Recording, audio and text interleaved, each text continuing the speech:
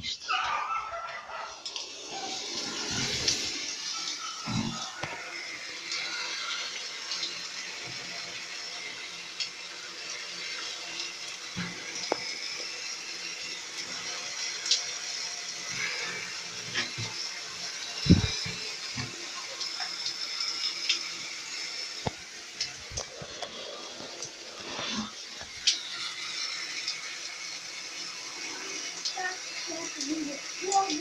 A?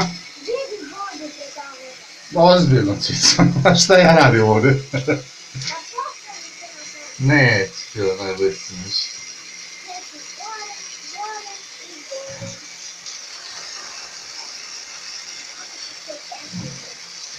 Loš kvalitet bila, eto kako se desilo, to smo tvoj tata i ja mijenjali, nema godinu dana.